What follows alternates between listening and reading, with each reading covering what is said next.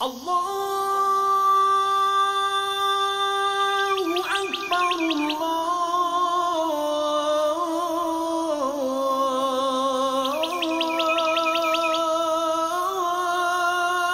Allahu Akbar. Elhamdülillahi Rabbil alemin.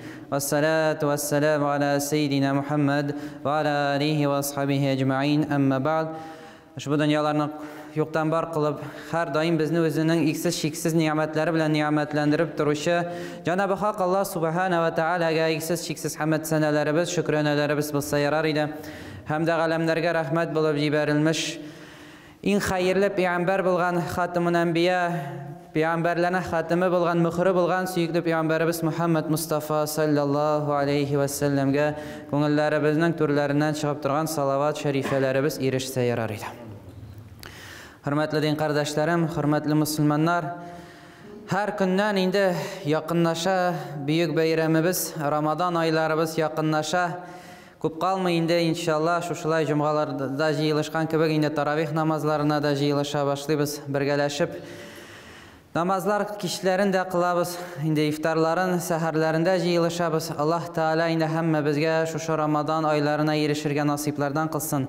Hem de Ramazan aylarında kurkem revişte ötkerirge nasip ve müyesser eylesin. Hem şuşu ayını dürüst itip karşı alır için hem de umumen anda ibadetlerini ihlas revişten kılır için hem de umumen turmuşumuz boyunda amel ibadetini dürüst kılır için en evvel biz sizin bilen anlarga tiyiş ne için biz bu dünyaya geldik. Ne için Allah Teala bizni yarattı hem de nindi emirler birdi bizge Allah Teala. Beyne suresinin 5. ayetinde Allah Teala kıska şağına aytıp indi bunun hakkında bizge haber biri. Ayet başlanıp gite Estaizu billah ve ma umiru illa liya'budallah. Biz sizge Allah Teala'ya hiçbir emir vermedik di. Emir vermedik di Allah Teala başının ayetinde hem de kisetip devamında ite illa meger di. Bir emir verdik di sizge di.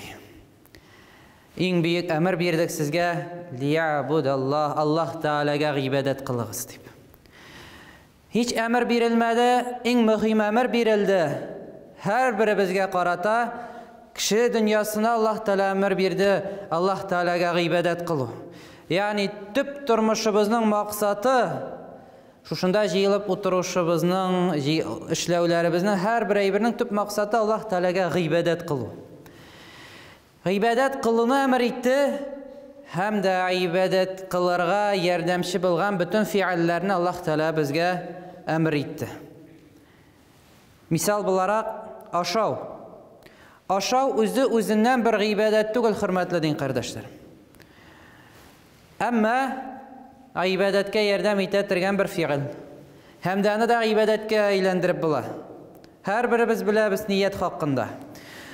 Bunda da açıkça söyleşip gitkende hürmetli din kardeşlerim, mümin bilen mümin bulmagan kişinin ayırması aşağıda nersede? Mümin bulmagan, kafir bulgan, inkar etuşu. Dinden çitte bulgan kişi aşık hayvan gibi aşık hürmetli din kardeşlerim. Aşıktan söyleşiriz. Dinde bulmagan, dinden yirak bulgan kişi aşağında hayvan gibi aşık. Aşıksı kilemi kilmimi uluturub aşık. Aşağında da qaranıp durmayın nerse aşağını. Bütün eybirini aşık. Redden aşab bara. Müslüman kişisi andı tügül. Müslüman kişisi aşı birinciden ne için evvel aşarga teyiş Müslüman kişisi gıйбadet kılırga küçün bulsun deyip aşıyız biz. Aşık kaçtın. Gıйбадetke küç bitkende indi gıйбadet kılır için aşıyız.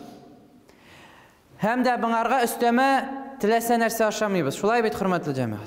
Qaybir şaqta Müslümanlardan aptırıyorlar. Ne için qarab magazinde basıp duralar, sastaf okup duralar. Özlerin bir izgi kişi ko'rsatasilar kibek deb aytgan bulalar. Yok. Biz Allah Teala'nın emrini öteybiz.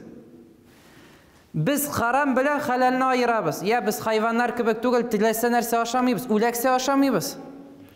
Qanı çıkmagan, bismillah deb aytilmagan hayvan, ulaksa bulgan bir hayvanның itini aşamayız. Do'ng'iz aşamayız. Biz bit tıyıla alabız. Biz hayvan tugul, Ризык күрдек тә һаман ябыштык. Үләксә ашарга. Юк, Аллаһ Таала безгә тыйды бу әйберләрдән. Моны айырыгыз ди Аллаһ Таала. Бу әйберләрдән ясалган матдәләрне дә ашамагыз. Хәзер ризыкларда харам булган үстәмәләр бар, беләбез. Моның хакында җомгаларда да сөйләп киткән идек. Шуңа күрә мусульман айырылып тора. Хайван түгел мусульман. Хайван кебек тә ашамый мусульман. Халалны айырабыз, ризыкның матдәләрен укып ашыйбыз. Һәм дә гыйбадәт өчен, асыл ниятебез ашау гыйбадәт өчен. Эшләрдә эшләүләребез шулай ук ни өчен эшлибез? Аллаһ ризалыгы өчен. Тагын да гыйбадәткә әйләнеп кайтабыз. Ризык табырга, тәэмин итәргә акчабыз, мөмкинчелегебез булсын дип эшлибез. Аллаһ Таала ризалыгы өчен эшлик. Эшләгән җирләребездә дә сәүдә итәбез икән, Аллаһ Тааланың юлы белән сәүдә итик. Пәйгамбәр саллаллаһу алейһи вәсәлләмнең юлы белән сәүдә итик. Сата торган әйбереңдә кимчилек бар икән, яшермә кимчилеген бар икәнен сөйләп сат. Мусульман бер, гадел бул. Сиңа да файда булсын, каршы тарафтагы кешегә дә файда булсын. Менә бу мусульманлык.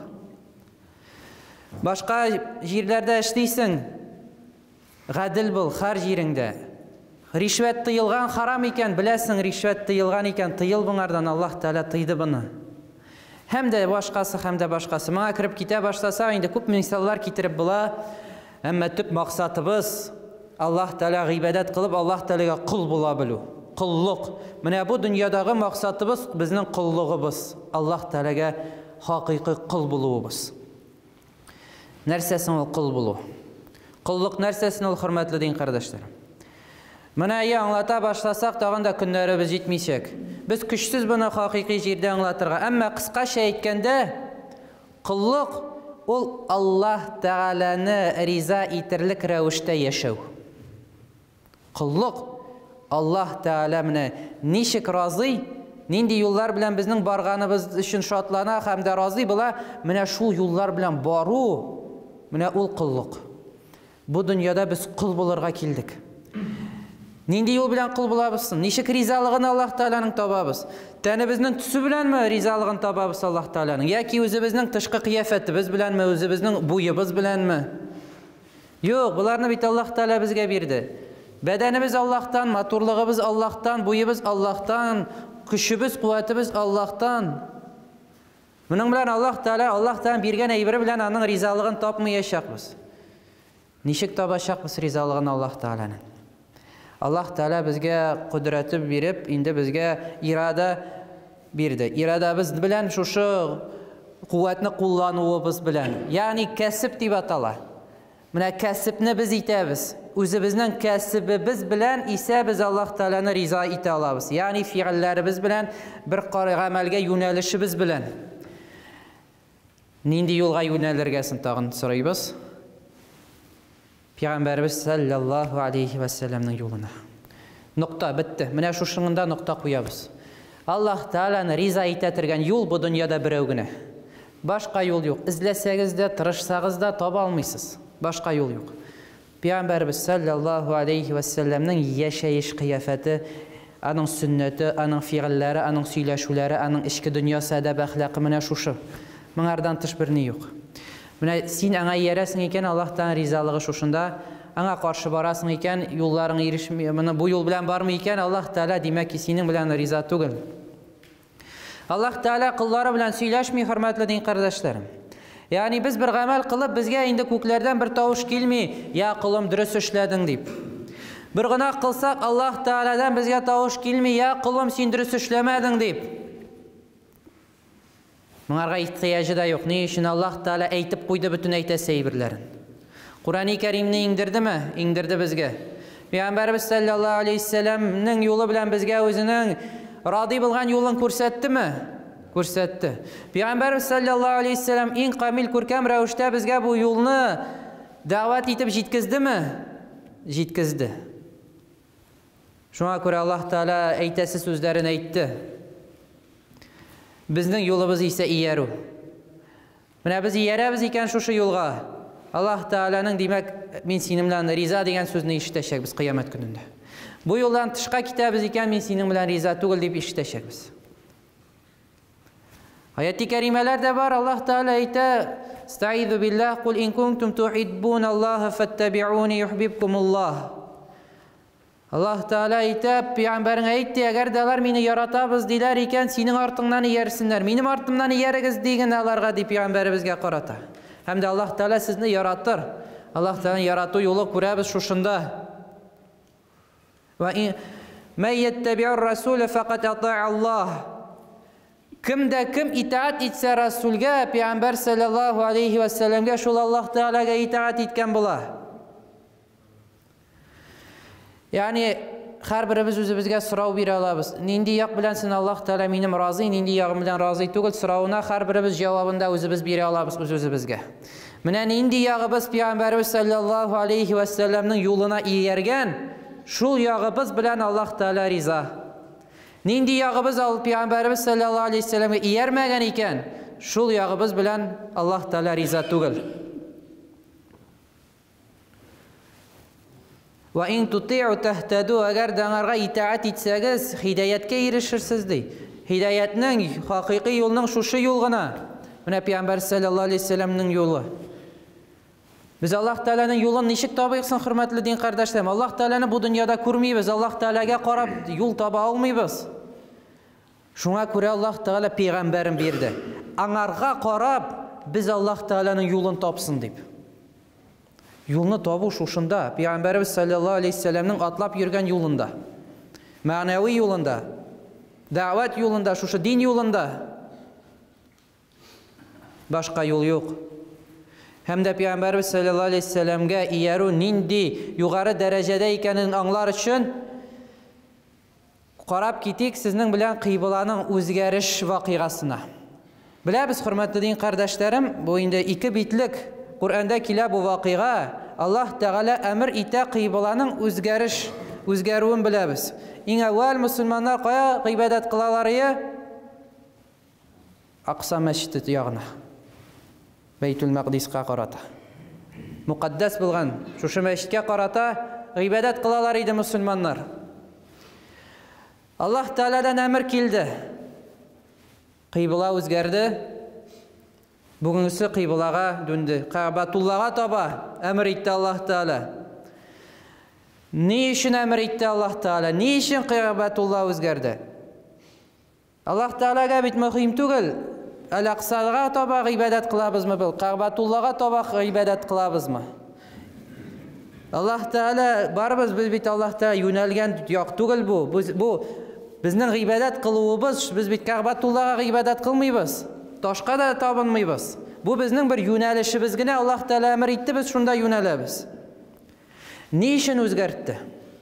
Allah Teala özü Kur'an-ı Kerim'de aytı: "Lina'lama men yettabi'ur rasul." İlla meğer bir maksat bilen biz özgerttik de kıybulanı. Qaysylar qarar üçün, bilir üçün kim Peygamber sallallahu aleyhi ve sellem'ge itaat iter miken dep. Kim itaat iter miken dep özgertdi kıybulanı dey. Allah Teala bulay da bileyindi. Kim neytken kursetir üçün, kursinler üçün kişiler aslında. Çünkü türlü kişiler çıktı. Kimdir aytdı, bu bit bizning abi babaylarımızның tabıngan yağğı, biz burulmayız bunlardan şuşunda. Yani ayrıldılar mında şın Müslümanlar, şın itaat etüşler bilen, indi münafiklar açıldı bir diyaktan. Ama bu bit ulu vakıga bir, belekegine vakıga tugul dini bize. İbadet kılu yağı özgerdi. Ne işin özgergeni mühimligi? Kim iyerir miken Peygamberimizge sallallahu aleyhi ve sellem? İtaat etüşlerini kurur için. Demek ki sünnet ne kadar büyük derecedeki bir mesele ikenin şuşundan anlayız. Aldağı okup gitken ayetleri de şulaya kursete. Peygamberimiz sallallahu aleyhi ve sellem'ge iyeru büyük bir mesele dinimizde. Şuna göre bugün sökünde kişiler eyteler iken sizge tübensitip sünnetini o kişilerge qaramağızda sözlerine kulak da vermeyiz. Türlüsü şey etken bular, sünnet boyunca amel kılır için ya ki giyinip yürür için türlü üzerine söz tabalar. Ya fitne çığa bit indi şuşulay yürü başlasam, ya tübetey kiysem, ya indi yavluk kaplasam, katın kızlar ayta işte fitne çığa, işimde namaz kılsam fitne çığa bit indi. Yani indi fitne çıksın indi. Hürmetli canım, bulay da fitnege batkan şurada yaşayız indi. Kılınmagan günah yok indi. Görmegen günahlar yok indi. Şuşu şurada da indi uyalabız özümüzün Müslüman bulup yaşayışımızdan. Түбәтәй киеп эш урынына баруыбыздан оялабыз. Бүгенге көндә ашык сөйләшә алам, чөнки Европа белән Америка йөзләрен күрсәттеләр безгә, недружественный страналарга да керттеләр. Ашык сөйли алам, алхамдулилlah. Алар күрсәттеләр йөзләрен. Алар нинди кешеләр икәнлеген күрсәттеләр мусульман дөньясына карата, безнең илебезгә карата да. Алар кебек киенергә без оялмыйбыз. Фитнә түгел, галстук тагып, костюмыңа киеп, эшеңә бару, недружественный страналарда йөргән мода белән йөрүең бу фитнә түгел. Мусульман булып киенүең, стойка воротник киюең, алхамдулилlah безнең рәисебез дә стойка воротник костюмнарын кия, мусульман кыяфәте белән. Шушылай киенеп бару фитнә дип уйлыйбыз. Я, хөрмәтле җәмәгать, без никадәр үзебезне яратмыйбыз. Ашык шәйтан, biz үзебезне, динебезне, үзебезнең мәдәниятебезне яратмыйбыз. Яратсак иде, оялмас идек бу әйберләрдән. Мусульман булып киенүең, түбәтәй киеп баруың, эшкә килеп кирип, мин мусульман дип күрсәтүеңдән нинди гаеп барсың? Нинди фитнә булсын? Киресенчә бу дәгъват. Мусульман күреп, мусульман кыяфәтен күреп, кешеләр Аллаһ Тәала турында искә алалар икән, бу бит сиңа савап өстендә савап. Шуңа күрә оялмагыз. Җәмәгать мәчетләргә килгәндә дә, эш урыннарыгызда да мусульман кыяфәте булсын. Әйтеп киткәнем бар инде, мусульман күренергә тиеш, сакал үстерергә кирәк, мусульманча йөрергә. Сакал гына түгел, әле өстедә кирәк, хөрмәтле җәмәгать. Чөнки берсендә заправкасында бер сакаллы тора, белмим, аңламыйм, кыяфәтендә футболка кигән, ни мусульманмы, юкмы, инде сәлам бирмәдем инде. Менә шундый кыяфәттә инде бер кеше. Аерыла бит инде шуннан ук. Түбәтәй юк, сәлам бирмәде, киттем. Бу мине туктата. Хәзрәт туктады, ник миңа сәлам бирмәдең? Сез бит сәлам биреп таратырга өйрәтәсез, ни өчен сәлам бирмисез? Бә мин синең мусульманмы, юкмы икәнлеген каян аңлыймсың? Я кит түбәтәй башыңа. Әссәламу алейкум дигән сиңа, ашык йөз белән, йылмаеп, кочаклап та алам иншалла. Шуңа күрә әйтәм бит, хөрмәтле дин кардәшләр, оялмыйк. Ояла торган әйбер түгел бу. Кыяфәтебез мусульманча булсын. Hem de zamança degende kayberleri aklana başlayın. Zamança Müslüman bulurga kirek deyip. Zamança Müslüman kim ol hürmetli din kardeşlerim? Peygamberimiz sallallahu aleyhi ve sellem'nin alıp kıyamet gününe kadar zamança Müslüman ol Peygamberimiz sallallahu aleyhi ve sellem'nin sünneti bilen yaşayan Müslüman. Mine bitti. Şuşu. Zamança Müslüman. Mine bu. Peygamberimizin kiluğundan alıp kıyamet gününe kadar Peygamberimiz sallallahu aleyhi ve sellem'nin yaşayışı bilen yaşayışı, anın kebek söyleşüşü, adab ahlak ko'rsatuvchi, kiyinişi, tuğanlar bilen aralarını turg'izuvchi. Mine bu zamancha Müslüman. Alaysa zamanaga deb siltab türlü aqlanular tababız o'zimizga. Şuna ko'ra hurmatli din qardoshlar, izgilik qilaylik. İzgilik qilaylik. Har bir izgilik sadaqadir. Şulay aytib dinimizga sadaqa topshirgan bo'lasiz har bir izgiligimiz bilan. Chunki Adabul Mufrad kitabında da bu İmam Buxariyning jiyintiqlaridan bir kitap, ya'ni so'ylab ola turgan adabga bog'li yozilgan ko'rkam bir kitap. Har birimizga o'qib chiqarga taqdim etam bu kitaplarni. Adabul Mufradning 117-babında keltirilgan babu qawlil ma'ruf. Bu bab, ya'ni bu glava ko'rkam so'z so'zlaw haqida keltirilgan. Hem de şunda 231. hadisinde getirile bu Abdullah ibn Yazid rahmetullahi aleyhiden kila olayta qala Resulullah sallallahu aleyhi ve sellem kullu ma'rufin sadaqah. Hal bir ma'ruf sadaqadır deyin. Nerse ul ma'ruf. Ma'ruf degen söz dinimizde anlatan ma'ruf ul öz işine algan bütün yaxşılık. Bütün yaxşı əməl, bütün yaxşı uy fikir, bütün yaxşı əməl, söz bilsin, qılğan işlər, bütün yaxşılıqını alatırğan söz ma'ruf. Bunun qarşılığı var, münkar. Yani bunun ayeti de var, Müslümanların sıfatını aytkanda Allah Teala aytı: "Ya'muruna bil ma'rufi ve yenhauna 'anil munkar." Ma'rufka çağırırlar Müslümanlar, hem de münkerden tıyırlar. Ma'ruf bütün yaxşılıqını içine alğan söz, münkar ise bütün naşarlıqını içine toplagan. Yani bütün günahlar, gameller ansı indi münkar. Mine ma'ruf bütün yaxşılık kılıngan yaxşılık o sadakadır deyip Peygamberimiz sallallahu aleyhi ve sellem. Мөселманның кардәшеңә яхшы сүз әйттең, елмайып куйдың, күңелен күтәрдең, авыр хәлдә ярдәм иттең. Матди яктан гына түгел, рухи яктан да ярдәм итүең бу да садака. Шуңа күрә бүтән яхшылык та бер мәгънәдә садакадыр. Һәм дә алдагы бер хадис бар. Бик күркәм хадис. Һәрбер хадис күркәм, әлбәттә, һәрберсе берсеннән өстендер, һәрберсе яхшылык ачыклый безгә. Әмма алдагы кинәтән Анас ибн Малик радиллаһу анһудан килгән бер күркәм хадис бар. Пәйгамбәрбез саллаллаһу алейхи ва салламга бер бүләк китерәләр. Шушы бүләкне китергәч, Пәйгамбәрбез саллаллаһу алейхи ва саллям әйтә, шушы бүләкне алыгыз да фәлән хатынның өенә илтегез ди.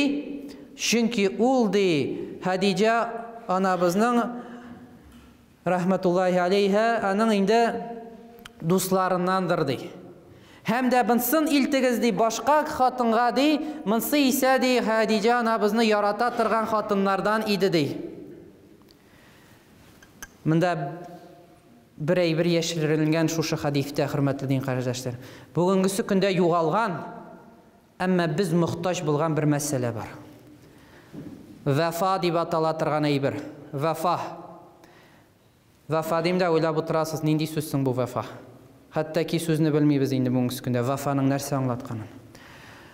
Вафадар булу ул тугрылык, ул верность дигәнне. Ягъни моны аңлатыр өчен инде халга таба аңлатып китәм.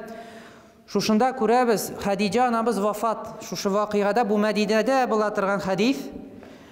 Хадиҗа анабыз вафат. Хадиҗа анабызны Пәйгамбәр саллаллаһу алейһи ва саллям Хадиҗа анабызны гына онытмый, хәтта ки аның дусларын да онытмый. Аңны яраткан кешеләрне дә онытмый, аларга ярдәмчил була. Вафадар булу бу әдәпнең иң югары бер дәрәҗәсе. Вафалык, ягъни кеше белән эш итү мәнфәгатең булганда гына түгел. Һәрберебез мәнфәгатебез булганда кеше белән ара тота беләбез. Ягъни берәр кеше бай икән, без аның белән дус. Берәр кешенең дәрәҗәсе бар икән, ресурс русча әйткәндә, возможности ресурс диге. Үскә менергә диге сине тартырга, тагын нәрсәдер дәрәҗәсе бар икән, без аның белән эш итәбез, без аның белән дус. Капкадан ук каршы алабыз барып. Улы кунак килде. Акчасы биттеме кешенең? Связьлары биттеме кешенең? Я, синдә кем, миндә кем? Менә бу вафалык, хөрмәтле дин кардәшләрем. Сиңа каршылыгы булмаса да, файдасы булмаса да, кеше белән дус итә белү. Кеше килеп төшкәннән соң да аны торгызуың. Чөнки басып тора торган кешене тотып торырга кирәк түгел. Без басып тора торганны тотып торабыз. Килеп төшкән кешене торгыза белергә кирәк. Менә бу мөселманлык. Менә бу иң югары дәрәҗәдә Пәйгамбәрбез саллаллаһу алейхи ва саллямның сыйфаты. Авыр хәлдәге дустың бар икән, яки файдасы булмаса да арап шалтыратып аның хәлен белүе, аның белән күрешүең, аны каршы алуыңа да ачык йөз күрсәтү. Менә бу мөселманлык. Пәйгамбәр саллаллаһу алейхи ва саллям шундый гадәте бар иде. Ул менә шушылай интеп килгән бүләкләрне айыра иде. Хөрмәт иткән кешеләргә, ул кешеләрдән каршылыгы булмаса да, Хадиҗа анабызны алыгыз, хөрмәтле дин кардәшләрем. Хадиҗа анабызга Пәйгамбәрбез саллаллаһу алейхи ва саллям инде бик рәхмәтле. Ни өчен? Әлбәттә, Хадиҗа анабыз Пәйгамбәрбез саллаллаһу алейхи ва саллямны бүтән кеше инкар иткәндә әүвәлгедән иман итүчеләрдән аны ташламады. Аңардан малларын тартып алганда Хадиҗа анабыз малларын тапшыручылардан иде. Кешеләр аны ялганчы дигәндә ул аны садык, тасдык итүче иде, дөрес сөйләдең дип әйтүчеләрдән иде. Хәтта ки инде Пәйгамбәрбез саллаллаһу алейхи ва саллямның шушы кылганына да инде башка хатыннары да көннәшәләр иде. Я, Хадиҗа анабыз вафат булды бит инде, ни өчен һаман аны искә аласың? Пәйгамбәрбез саллаллаһу алейхи ва саллям ничек инде мин аны онытыйм, минем иң авыр чакларымда да ул мине ташламады дип Айша анабыз радиллаһу анха да шундый җавабын кайтара. Әмма бер уйлап карыйк, хөрмәтле җәмәгать, менә һәрбер эшкә эшләгән эше ярдәм итүе Хадиҗа анабызның файдасын иң әүвәл кемгә ул китерде? Акыл күзе белән карасак, ахирет күзе белән карасак, ул иң әүвәл үзенә файда китерде. Чөнки ул шушылай итеп Пәйгамбәрбез саллаллаһу алейһи ва сәлләмгә ярдәме белән югары дәрәҗәләргә иреште. Әмма Пәйгамбәрбез саллаллаһу алейһи ва сәлләм әйтмәде бит аңа: "Ну син ярдәм иттең инде, ярар. Ну бу бит син инде үзе өчен ярдәм иттең. Ягъни күрәсең кыямәт көнендә күрәчәксең" дип әйтмәде бит аңарга. Хәтта ки вафатыннан соң аны онытмыйча, хәтта ки аның дусларын онытмады. Менә вафа. Менә югары дәрәҗәдә рәхмәтле булуың. Aslında biz barımız da muhtaç Peygamberimiz sallallahu aleyhi ve sellem'e. Hadice anamız da muhtaç aslında Peygamberimiz sallallahu aleyhi ve sellem'e. Ama Peygamberimiz sallallahu aleyhi ve sellem onu unutmadı hiçbir zamanda da. Ahırı günlerinde de iskat düşüreydi. Hürmet iteydi. Göz aldığınıza getiririz padişah bulup gadi bir kişilerini Hadice anamızın yaratkanı üçün güne hürmet iteydi kişilerini. Biz de şuşulay taraşı hürmetli din kardeşlerim yardımcı bulurga muhtaç bulgan kişilerge, hali ağır bulgan kişilerge, dostlarımızı iske alayıq. Yani buldu bizge hürmetli din kardeşlerim. Ni cümüşaklığımız yok bir-birimizge qarata. Ni көркем söz söyley almayız. Ağaç tellerge eğlenip bittik. Yüreklerimiz taşqa eğlenip bitti. Sahabelerinin turmuşun qarasa, hürmetli cemaat, alar eytirsinler, alar akıldan çaşkan kişiler kibik idi diler. Çünkü alar birbirlerine azgına tiymesem gine idi. Yalğışqına ağır söz eytmesem gine idi. Yarar idi şulay jumuşaqqına eytip söyleşeler idi. Öz aralarında söyleşkende eytirsinler, akılları kitken kişiler kibik söyleşeler idi birbirlerine. Jumuşaqları şul qatlik derecede idi. Bizning hürmetli cemaat qoya kitsin o jumuşaqlığımız. Merhametimiz, yardımçılığımız, vefadar buluğ hürmetli cemaat büyük bir derece. Sünnetinin şuşu maddi yağı bulgan kibik ruhi yağı da var. Yani sünnet kılabız, gıybet kılabız, sadaka birimiz, başkalarının gamel kılılarımız var. Ama sünnetinin ruhi dünyası da var. Bizning tenimiz bulgan kibik, hem de ruhumuz bulgan kibik. Sünnetinin de var bedeni hem de ruhu. Asıl bizni kişi itetirgen bir nerse ruhumuz. Ruh bizni kişi ite. Sünnette de ruhi dünya var. Şu ruhi dünyanı unutmayık hürmetli din kardeşlerim. Birbirimizge qarata yumuşaqlıq ko'rsatik. Birbirimizni Allah rizalığı üçün yaratıyıq. Aramızda ığızığı bulsa da, qaybir uy fikirlerimiz doğru kelmese de, qaybir aybirlerde biz bir aybirni bilay oylaymiz, başqacha oylarga mümkün. Anarga qaramasdan bir-birimizni yaratıyıq. Abu Bakr radiyallahu anhu bilan Umar radiyallahu anhu'nun uy fikirleri көп işraqta doğru kelmeydi. Onlarning bergan fatvalari, uy fikirleri qopma qarşı bulurga mümkün idi. Ama ular bir-birsini onun üçün tuqmamadılar. Bir-birsinin derecelerini düşürmediler. O bu yalğışlanıp söyleytigley, bulay söyleyip, o kişi turunda bir-birisi hakkından aşar söz söylemediler. Alay itken bulsalar, hürmetli din kardeşlerim, bu din, İslam dini, Garap yarım utrağından dışına çığa almasıydı. Bizge qarayıq. Eytirsinler meşitke kilebіз bir-birimizni üretip fitne çıkarır üçün. Dışqa шығып, dinde bulmayan kişilerge davet ite almayız. Mında kile bir-birimizni üretip yatabız. Fitne çıkarabız imiş. Mezhep hakkında söylenende imiş fitne çıkarabız. Hürmetli cemaat. Min başkalarına uy fikirde bulgan kişilerine hazır tüben sitesim kilmi. Ama bizni tüben sitken kişilerge cevap kına itip kaytaram. Eyteler bizge nerse deyip siz mezhepke şakırasız. Siz mezhepte, siz dinde bizni tarqatasız. 4 mezhep var deyip ayırırga tilisiz bizni. Hem başkasına eyteler. Hürmetli din kardeşlerim. Türlü ülkelerde türlü meşitler var. Ayı mezhepsiz bulgan jirlikteki meşitler var. Andi meşitke kirip namaz okusağız. Minaretke basasız ayma. Bir özün Hanefi mezhebi boyunca yarar namaz kılasın. Rətində bulgan 30 kişiye namaz oku kıyafetin qarasan 30 mezhep basıp tura etirsin de. 30 mezhep basıp turgan kibik namaz kılalar. Her birisi türlü şey kıla. Birisi bulay, birisi bulay, birisi bulay, birisi bulay, birisi bulay, birisi tigilay. Алар әйтәләр, biz бердәмлеккә чам. Безнең исә җирлегебездә әлхәмдүлилләh Ханафи мәзһәбе таралган бер төрле намазда басып тору начармысың ул, хөрмәтле дин кардәшләрем. Бер үк сорауларга бер төрле җавап бирү начармысың? Чөнки дәлилләре дә бар. Башка мәзһәбләрнең башка дәлилләре бар. Әмма безнең дә дәлилләребез бар. Хадисләр белән, Куръан белән дәлилләнгән мәсьәләләр бар. Без бер җирлектә бер төрле җавап бирү белән бу фитнәгә китерәмесең, хөрмәтле дин кардәшләрем? Бу киресенчә безне берләштерә торган бер әйбер бит. Бу берләштерә безне, без бер юл белән барабыз. Шул ук юллар Пәйгамбәр саллаллаһу алейһи вассаламның сөннәтенә китерә торган. İçtihat иткән галимнәр, алар барысы да Пәйгамбәр саллаллаһу алейһи вассаламның хадисләренә таянып, тормыш юлына таянып, Куръанга таянып шу шәйберләрне чыгаралар. Шуңа мәчеткә килгәчтен бер-беребездә гаеп эзләү белән түгел, әгәр дә башкача уйлыйсыз икән, җумшаклык белән әйт, дин кардәшем, менә шушылай бар, тигеләй аңлатып кара, тигеләй булай. Әмма бер-беребезгә карата нәфрәт булмасын. Башка кеше башкача намаз кыла дип, аңарга йөрәгегездә нәфрәт булмасын. Әлхәмдүлилләh, ул сәҗдә басып тора монда кылып безнең белән бергә. Без дә намаз басып торабыз намазда, без бер рәттә басып торабыз һәрберебез. Шунда да аерма эзлибез бер-беребездә. Шуңа күрә, хөрмәтле дин кардәшләрем, вакыт җитте берләшергә, аерылышырга түгел. Читтәге дошманнар безне аерырга телиләр. Безнең аерымлыкларны күрсәтергә. Без киресенчә аерым булган әйберләрне күрмик. Бердәм булган әйберебез нәрсә? Һәрберебез нәрсәгә ышанабыз? Һәрберебез нәрсә әйттек? Әшһаду ан ла илаһа илляллаһ ва әшһаду анна Мухаммадан абдуху ва расулу. Һәрберебез әйттек шушында утыручылар.